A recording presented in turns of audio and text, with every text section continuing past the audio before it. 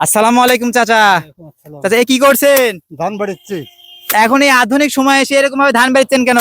গরু আছে যে একটা। তো কিভাবে বাড়িচ্ছেন একটু দেখান তো। আসলে এইরকম ভাবে কিন্তু আমাদের গ্রামতান্ত্রিক অঞ্চলে এখনো এই চাচা মুরব্বীরা কিন্তু এরকম ভাবে খ্যার মালাই করে, অর্থাৎ ধান মলে। বিষয়গুলো কিন্তু একটা দেখনীয় বিষয়, মানে গ্রামের ঐতিহ্যটা কিন্তু ধরে রাখছে কাকা। সব ধানই কি এরকম ভাবে মলবেন? সব সব কষ্ট হবে না? না, কষ্ট করলেও করতে হবে। আচ্ছা, এই সময় তো আধুনিক মেশিন বের হয়েছে, তারপরে ওটা দিয়ে করেন না কেন?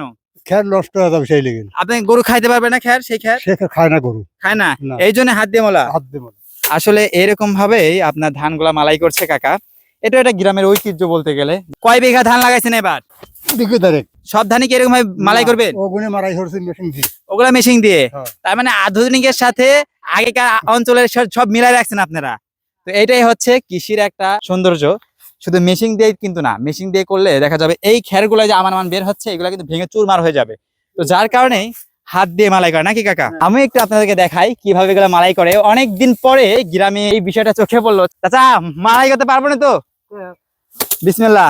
এই যে দেখেন এরকম ভাবে এই ধানগুলা মালাই করলে কি হয়, আপনার খেলগুলা নষ্ট হয় না। যাক আলহামদুলিল্লাহ।